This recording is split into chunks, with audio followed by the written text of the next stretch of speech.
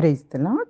ప్రభు పేరట మరొక దినంలోకి మీకందరికీ వందనాలు. ఈ దినం పరిశుద్ధాత్మ దేవుడు మన కొరకు ఏర్పాటు చేసుకున్న వాక్య భాగము పేతురు గారు రాసిన మొదటి పత్రిక 5వ అధ్యాయము 1-14 వచనాలు. తోటి పెద్దను క్రీస్తు శ్రమల గురించిన సాక్షిని బయలుపరచబడుబో మహిమలో పాలివాడునైన నేను మీలోని పెద్దలను హెచ్చరించుచున్నాను. బలిమి చేత కాక దేవుని చిత్త ప్రకారము ఇష్టపూర్వకంగాను దుర్లాభేపేక్షతో కాక సిద్ధ మనస్సుతోనూ మీ మధ్యనున్న దేవుని మందను పై విచారణ చేయుచు దానిని కాయుడి. మీకు అప్పగింపబడిన వారిపైన ప్రభువైనట్టుండక మందకు మాదిరులుగా ఉండుడి. ప్రధాన కాపరి ప్రత్యక్షమైనప్పుడు మీరు వాడబారని మహిమా కిరీటం పొందుదురు. చిన్నలారా, మీరు పెద్దలకు లోబడి ఉండుడి. మీరందరూ ఎదుటి వాని ఎడ దీన మనసును వస్త్రం ధరించుకొని మిమ్మును అలంకరించుకొనుడి. దేవుడు అహంకారులను ఎదిరించి దీనులకు కృప అనుగ్రహించును. దేవుడు తగిన సమయమందు మిమ్మల్ని హెచ్చించినట్లు ఆయన బలిష్టమైన చేతి కింద దీన మనస్కులై ఉండుడి. ఆయన మిమ్మును గురించి చింతించుచున్నాడు కనుక మీ చింత యావత్తు ఆయన మీద వేయుడి. నిబ్బరమైన బుద్ధి కలవారే మెలకువగా ఉండుడి. మీ విరోధి అయిన అపవాది గర్జించు సింహం వలె ఎవరిని మృంగుదునా అని వెతుకుచూ తిరుగులాడుచున్నాడు.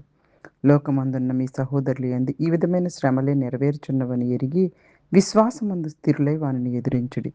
తన నిత్య మహిమకు క్రీస్తునందు మిమ్మల్ని పిలిచిన సర్వకృపానిధియగు దేవుడు కొంచెం కాలం మీరు శ్రమపడిన పిమ్మట తానే మిమ్మల్ని పూర్ణులుగా చేసి స్థిరపరిచి బలపరచును. యుగ యుగములకు ప్రభావం ఆయనకు కలుగునుగాక. ఆమేన్. మిమ్మల్ని హెచ్చరించుచు ఇదియే దేవుని సత్యమైన కృప అని సాక్ష్యము చెప్పుచు సంక్షేమంగా వ్రాసి మీకు నమ్మకమైన సహోదరుని నేనుంచిన సిల్వాను చేత దీనిని పంపుచున్నాను. ఈ సత్యకృపలో నిలకడగా ఉండుడి. బబులోనులో మీ వలె ఏర్పరచబడిన ఆమెయు నా కుమారుడైన మార్కును మీకు వందనములు చెప్పుచున్నారు. ప్రేమగల ముద్దుతో ఒకడు ఒకరికొకడు వందనములు చెప్పుకొనుడి. క్రీస్తునందున్న మీకు అందరికీ సమాధానం కలుగునుగాక. ఆమేన్.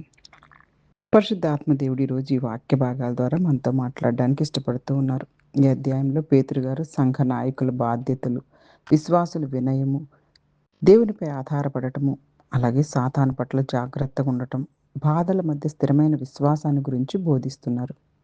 మొట్టమొదటిగా సంఘ పెద్దలకు, తోటి పెద్దను క్రీస్తు శ్రమల గురించిన సాక్షిని బయలుపరచబడబో మహిమలో పాలివాడునైన నేను మీలో పెద్దలను హెచ్చరించుచున్నాను. పేతురు గారు తాను కూడా ఒక పెద్దగా ఉండి క్రీస్తు యొక్క బాధలకు సాక్షిగా మరియు రాబో మహిమలో భాగస్వామిగా పరిచయం చేసుకుంటూ సంఘ పెద్దలను ప్రోత్సహిస్తున్నారు.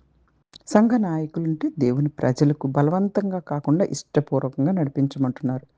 స్వార్థపూరిత లాభం కోసం కాకుండా నిజమైన ఆసక్తితో సేవ చేయాలి. ఇతరులపై అధికారంగా ప్రవర్తించకుండా తమ జీవితం ద్వారా ఆదర్శంగా ఉండాలి.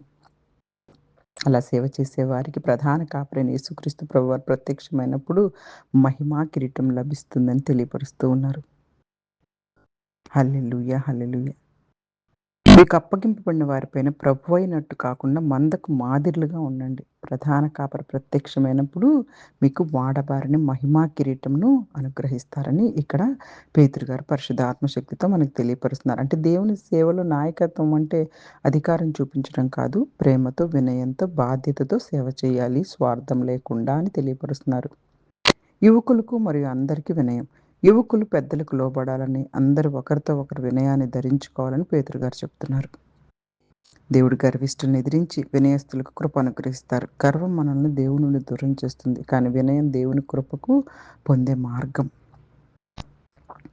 దేవుని బలమైన చేతి కింద వినయం. విశ్వాసులు దేవుని బలమైన చేతి కింద తమను తాము తగ్గించుకోవాలి. సరైన సమయంలో దేవుడు వారిని హెచ్చిస్తారు.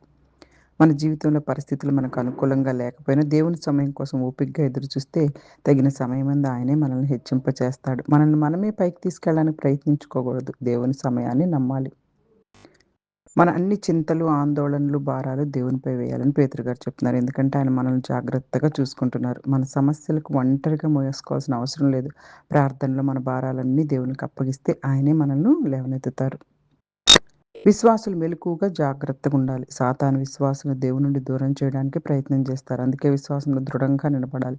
మనం ఎదుర్కొనే బాధలు మనకు ప్రత్యేకమైనవి కావని, ప్రపంచంలో ఇతర విశ్వాసులు కూడా ఇలాంటి కష్టాలు ఎదుర్కొంటున్నారని పేతురు గారు గుర్తు చేస్తూ ఉన్నారు. నిబ్బరమైన బుద్ధి గలవారే మెలకువగుండి మీ విరోధి అయిన అపవాది గర్జించు సింహం. అపవాది ఎప్పుడు ఎవరిని మింగాలా, ఎవరిని దేవుని నుంచి దూరం చేయాలా అని ప్రయత్నం చేస్తుండదు. ఎందుకంటే అపవాదికి సమయం చాలా తక్కువ.